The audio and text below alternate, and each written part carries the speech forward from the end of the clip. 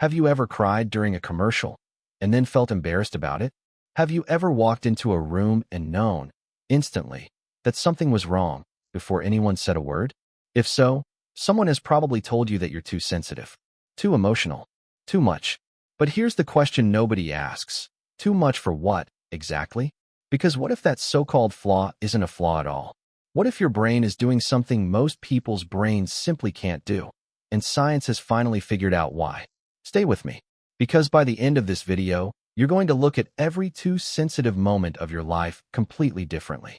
Roughly 1 in 5 people are what psychologists call highly sensitive persons, HSPs. And no, this isn't a personality quirk. It's a documented trait, first researched in the 1990s by psychologist Elaine Aron, and it shows up in the architecture of the brain itself. Here's what's actually happening. Your brain has a filter. For most people, that filter quietly deletes 90% of the sensory information coming in: sounds, smells, subtle facial expressions, shifts in tone. It's a survival mechanism. Too much input, and the brain gets overwhelmed. But in highly sensitive people, that filter is thinner, weaker, more porous, which means almost everything gets through. The hum of fluorescent lights, the tiny flicker of disappointment in someone's eyes, the tension in a room before an argument even starts. You're not imagining it. You're actually perceiving more than the person next to you. Now here's where it gets stranger. In the 1990s, researchers studying macaque monkeys stumbled onto something almost accidental. They found brain cells that fired both when the monkey performed an action and when it simply watched another monkey do the same thing. They called them mirror neurons. In humans, this system appears to be even more sophisticated. And in highly sensitive people, researchers have found heightened activity in brain regions linked to empathy and emotional mirroring, particularly the insula, the part of the brain responsible for interoception, our sense of what's happening inside our own bodies. Translation: when someone near you is anxious, your body doesn't just notice it. It starts to feel it. Your heart rate can shift.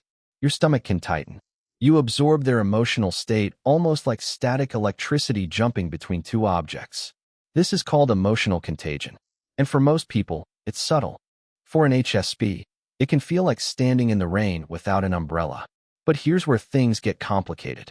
You'd think more empathy, more perception, more depth would only be a gift. And in many ways, it is. But there's a cost. Because if your nervous system is absorbing everyone's emotional weather all day long, exhaustion isn't a possibility, it's inevitable. Highly sensitive people are far more prone to sensory overload, decision fatigue, and burnout, not because they're weak, but because their baseline input is simply higher than everyone else's. And here's the psychological trap most people never notice. Because HSPs grow up being told they're overreacting, many of them learn to suppress what they feel. They apologize for crying. They downplay their exhaustion. They perform fine long after fine has left the building. Which brings us to something researchers didn't expect. Sensitivity doesn't develop in a vacuum. Studies on attachment theory suggest that when a highly sensitive child grows up in an environment that responds to their intensity with patience and warmth, they tend to flourish, showing greater resilience and emotional regulation later in life. But when that same sensitivity is met with criticism, ridicule, or the phrase "you're too much," something else happens. The trait doesn't disappear. It just goes underground. It turns into anxiety, into people-pleasing, into a quiet, constant fear of being too anything. So the deep feeler doesn't become less sensitive. They just become more afraid of being seen. Think about that for a second. Somewhere out there is a version of you that stopped raising your hand, stopped sharing how you really felt, stopped trusting the very perception that made you you.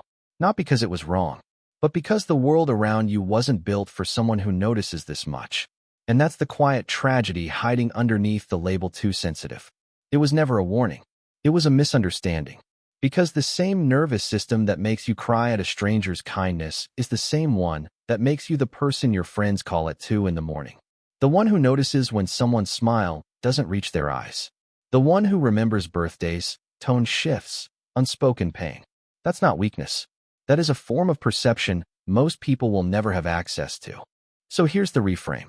Sensitivity was never the malfunction. It's a nervous system tuned to a frequency most people can't even hear. The world doesn't need you to feel less. It needs you to stop apologizing for feeling at all. Because the people who feel everything 10 times harder are often the same people capable of loving, noticing, and understanding 10 times deeper. And maybe that was never something to fix. Maybe it was something to finally stop hiding.